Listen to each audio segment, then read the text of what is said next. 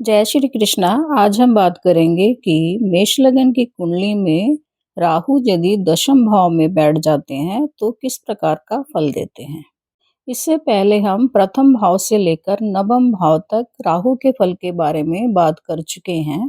हम जानते हैं कि राहु डिजायर है, पूर्व जन्म की इच्छाएं हैं, छल है, कपट है, धोखा है, चालाकी है और राहु अपनी इच्छाओं की पूर्ति के लिए किसी भी हद तक जा सकता है। और दशम भाव हमारे कर्म का भाव है। यहाँ से व्यक्ति अपने आय को देखता है, अपने रोजगार को देखता है, अपने पद प्रतिष्ठा, सामाजिक कार्यों को देखता है, समाज में उसका किस प्रकार का मान सम्मान होता है वह देखा जाता है दशम भाव से। ऐसा व्यक्ति जिसके दशम भाव में जो है राहु होता है, ऐसे व्यक्ति को कामयाबी की बड़ी लालसा होती है। ऐसा व्यक्ति चाहे सीधे रास्ते से हो या गलत रास्ते से हो, मतलब कि गलत तरीके से भी अगर उसके पास दौलत आता है तो व्यक्ति जो है गलत रास्ते से भी धन कमाने की कोशिश करता है। दशम भाव में मकर राशि है और मकर राशि के स्वामी जो है शनि देव हैं। हालांकि दोनों ही जो है आपस में मित्रता रखते हैं, फिर भी स्वभाव में दोनों में बहुत ही भिन्नता पाई जाती है। शनि सबसे ज्यादा स्लो चलने वाला प्लेनेट है जो कि नियम को और मेहनत को दर्शाता है, जबकि राहु जल्दबाजी में काम करने वाला एक छाया ग्रह है और अपनी इच्छाओं की पूर्ति के लिए लीगल इलीगल दोनों तरीके ही अपनाता है। दशम भाव के राहु वाला व्यक्ति अगर बिजनेस करता है तो उसके दिमाग में हमेशा यही रहता है कि वो अपने बिजनेस को कैसे आगे बढ़ाए, कैसे उसको कामयाबी मिले और कैसे वह अपनी इच्छाओं की पूर्ति करे। क्योंकि राहु किसी नियम कायदे को नहीं मानता, इसी कारण से ऐसा व्यक्ति जो है किसी भी तरह का कार्य करने के लिए तैयार हो जाता है, कैसे जल्दी से जल्दी बहुत ज्यादा दौलत कमा पाए।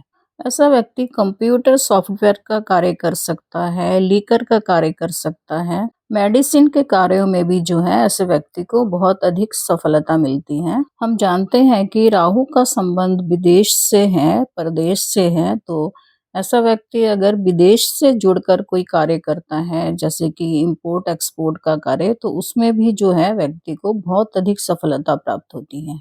ऐसा व्यक्ति कोई पॉलिटिशियन भी हो सकता है या सरकारी नौकरी में भी कार्यरत रह सकता है। समाज के प्रतिष्ठित व्यक्तियों के साथ जो है ऐसे व्यक्ति का उठना बैठना रहता है, मतलब कि प्रतिष्ठित व्यक्तियों के साथ ऐसे व्यक्ति का बहुत ही अच्छा संबंध रहता है और उन लोगों से इस व्यक्ति को जो है फायदा भी बहुत मिलता है। और हमें यहाँ पर यह भी देखना पड़ेगा कि राहु कौन से नक्षत्र में बैठा हुआ है और उस नक्षत्र का स्वामी की पोजीशन जो है, प्लेसमेंट इस कुंडली में कैसी है। अगर कुंडली में राहु के नक्षत्र के स्वामी की प्लेसमेंट बहुत अच्छा है तो ऐसा राहु जो है व्यक्ति को बहुत माला माल कर सकता है, बहुत दौलत दे सकता है। और राहु जो है यहाँ पर शनि के जो है राशि में बैठा हुआ है, मकर राशि में, तो हमें जो है शनि की प्लेसमेंट भी देखना पड़ेगा इस कुंडली में और शनि जिस नक्षत्र में बैठा हुआ है, शनि के नक्षत्र के स्वामी की भी प्लेसमेंट देखना पड़ेगा। अगर शनि की प्लेसमेंट अच्छी है, शनि के नक्षत्र के स्वामी की प्लेसमेंट अच्छी है, तो ऐसा व्यक्ति जो है अपने कार्य क्षेत्र में बहुत अधिक कामयाबी प्राप्त करता है और बहुत ज्यादा धनवान बनता है। और यदि कुंडली में लग्नेश और भाग्येश की स्थिति भी बहुत मजबूत है तो ऐसे व्यक्ति को धनवान बनने से कोई रोक नहीं सकता। यहाँ हमें यह भी देखना है कि दशम भाव में यदि राहु अकेला बैठा है तब तो कार्य क्षेत्र के लिए यह बहुत ही अच्छा है, बहुत ही लाभदायक और फलदायक होगा। लेकिन यदि राहु जो है दशम भाव में किसी अन्य ग्रह के साथ युति बनाकर बैठा है या दो तीन ग्रह और बैठ गए हैं राहु के साथ, तो हमें जो है उन ग्रहों का भी जो है प्लेसमेंट देखना पड़ेगा कि वो ग्रह किस तरह का प्रभाव डाल रहे हैं कुंडली में। जैसे कि अगर मंगल बैठ गया दशम भाव में राहु के साथ, हालांकि मंगल यहाँ पर लग्नेश भी है और 10वीं राशि में जो है मंगल उच्च के माने गए हैं, तो यहाँ पर जो है इनकम में तो वृद्धि होगी, लेकिन मंगल और राहु मिलके जो है अंगारक दोष बनता है, तो यहाँ पर खून खराबा और एक्सीडेंट का योग बनता है। तो यहाँ जो है व्यक्ति को बहुत ही सावधानी से चलना पड़ेगा और राहु की उपाय करना पड़ेगा व्यक्ति को। और यदि सूर्य बैठ जाता है राहु के साथ दशम भाव में, तो ऐसा व्यक्ति जो है बहुत ज़्यादा घमंडी होगा और सामाजिक कार्य करने वाला हो सकता है। यदि चंद्रमा भी बैठ जाता है तो ऐसा व्यक्ति भी सामाजिक सेवा करने वाला होता है, मेडिसिन का कार्य कर सकता है, क्योंकि चंद्रमा को हम माँ से जोड़कर देखते हैं और माँ जो है सेवा भाव का कार्य ही करती है अपने बच्चे के लिए। हालांकि यहाँ पर जो है विष दोष बनता है तो व्यक्ति का जो है मन प्रसन्न नहीं रहेगा बिल्कुल भी। राहु यहाँ पर दशम भाव में 3 नक्षत्रों में हो सकता है, उत्तराषाढ़ा, श्रवण और धनिष्ठा। अगर राहु उत्तराषाढ़ा नक्षत्र में बैठा हुआ है तो यहाँ पर उत्तराषाढ़ा नक्षत्र के स्वामी सूर्य देव हैं, तो हमें यहाँ पे सूर्य देव का प्लेसमेंट देखना पड़ेगा। और सूर्य देव जिस नक्षत्र में बैठे हैं, सूर्य देव के नक्षत्र के स्वामी का प्लेसमेंट भी हमें देखना पड़ेगा। अगर दोनों की ही प्लेसमेंट बहुत अच्छी है कुंडली में, तो ऐसा व्यक्ति जो है समाज में बहुत ज्यादा मान सम्मान पाता है, पद प्रतिष्ठा पाता है और दयालु किंतु इगोस्टिक व्यक्ति होता है। और यदि राहु श्रवण नक्षत्र में बैठा हुआ है तो श्रवण नक्षत्र के स्वामी यहाँ पर चंद्रमा है, तो ऐसा व्यक्ति जो है बहुत ही सामाजिक कार्य करने वाला होगा, समाज की सेवा करने वाला व्यक्ति होगा। और यहाँ पर यदि चंद्रमा की प्लेसमेंट अच्छी है तो ऐसा व्यक्ति दौलतमंद तो होता है, लेकिन ऐसे व्यक्ति को मानसिक सुख की कमी रहती है, मन का सुख नहीं मिल पाता ऐसे व्यक्ति को। और तीसरा नक्षत्र धनिष्ठा है, और यदि राहु धनिष्ठा नक्षत्र पे बैठा है तो धनिष्ठा नक्षत्र के स्वामी मंगल देव है और मंगल देव यहाँ पे लग्नेश भी है, इसलिए मंगल का प्लेसमेंट इस कुंडली में जो है मजबूत होना और अच्छा होना बहुत ही ज्यादा जरूरी है। मंगल की प्लेसमेंट अच्छा होने से ऐसा व्यक्ति जीवन में बहुत ज्यादा कामयाबी हासिल करता है और अपने हर इच्छाओं की पूर्ति करता है। और अब हम राहु की तीनों दृष्टियों को देख लेते हैं। हम जानते हैं कि राहु और केतु को जो है गुरु की तीनों दृष्टियां मिली हुई हैं, 5वीं, 7वीं और 9वीं दृष्टि। दशम भाव से राहु की 5वीं दृष्टि पड़ रही है द्वितीय भाव में। द्वितीय भाव हमारा धन भाव है और हमारे परिवार का भाव है कुटुंब भाव। द्वितीय भाव से हमारी जो है जुबान को भी देखा जाता है, हमारे खान पीन के आदतों को भी देखा जाता है। ऐसे व्यक्ति के पारिवारिक रिश्ते जो है बहुत मधुर नहीं रह पाते, अनबन लगी रहती है अपने फैमिली मेंबरों के साथ।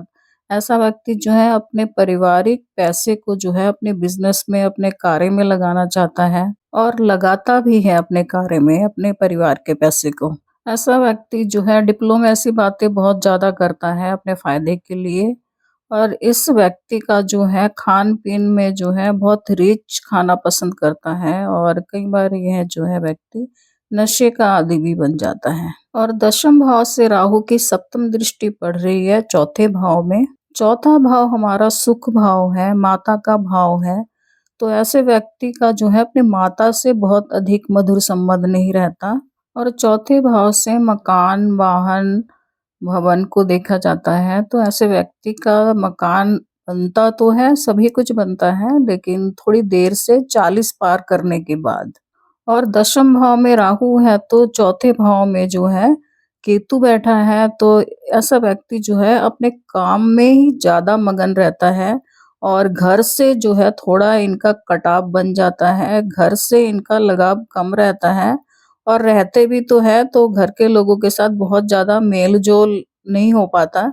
ऐसा नहीं है कि ये घर के लोगों के प्रति जो है अपने फर्ज को नहीं निभाते, निभाते जरूर है, लेकिन घर में जो है इनका थोड़ा अलगाव की स्थिति बनी रहती है। ऐसे व्यक्ति का अपने माता से भी जो है थोड़ा अलगाव की स्थिति बनी रहती है।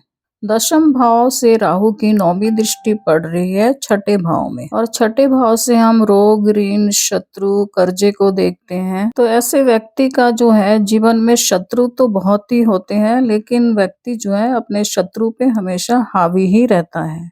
और ऐसा व्यक्ति अपने कार्य के लिए, अपने बिजनेस के लिए कर्जे ले सकता है, लोन भी ले सकता है। ऐसे व्यक्ति को बीमारी होने की भी खतरा बनी रहती है, क्योंकि राहु को दबंग कहा जाता है, इसलिए व्यक्ति के जीवन में कितनी भी कठिनाइयां आए व्यक्ति उसका डट कर मुकाबला करता है।